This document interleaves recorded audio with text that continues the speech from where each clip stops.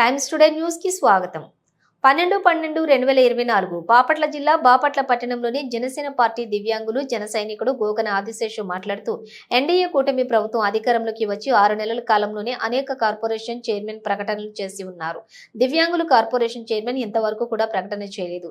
NDA కూటమి ముఖ్యమంత్రి నారా చంద్రబాబు నాయుడిని, ఉప ముఖ్యమంత్రి కొణిదెల పవన్ కళ్యాణ్ ని ఇద్దరు కూడా దివ్యాంగుల సమస్యలను మీ దృష్టికి తీసుకురావాలంటే దివ్యాంగుల కార్పొరేషన్ చైర్మన్ మరియు దివ్యాంగుల డైరెక్టర్ ను త్వరలో ప్రకటన చేయవలసిందిగా రాష్ట్రంలో ఉన్న దివ్యాంగులు, అన్నదమ్ములు, అక్క చెల్లెలు, పెద్దవారు అందరూ కూడా కోరడమైనది.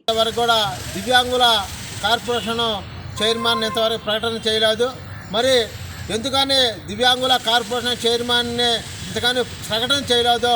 మరి ముఖ్యమంత్రి వర్యులు, ఉప ముఖ్యమంత్రి వర్యులు దివ్యాంగుల కార్పొరేషన్ విషయంలో ఎందుకన్నా లేట్ అయిందో మరి ఈ విషయం మీద వెంటనే దివ్యాంగుల కార్పొరేషన్ చైర్మన్ని, అదేవిధంగా దివ్యాంగుల డైరెక్టర్స్ని కూడా మరి రాష్ట్ర ముఖ్యమంత్రి వర్యులు, ఉప ముఖ్యమంత్రి వర్యులు ప్రకటన చేయాలని చెప్పి కూటమి ప్రభుత్వంలో దివ్యాంగుల కార్పొరేషన్ చైర్మన్ని ప్రకటించినట్లయితే దివ్యాంగులకు సమస్యలు ఆ ఒక చైర్మన్ ద్వారా మరి రాష్ట్ర ముఖ్యమంత్రి వర్యుల దృష్టికి, ఉప ముఖ్యమంత్రి వర్యుల దృష్టికి తీసుకురావడానికి బాగుండొద్దని చెప్పి మా రాష్ట్రంలో ఉన్న దివ్యాంగులందరూ కూడా కోరుకుంటూ ఉన్నారు.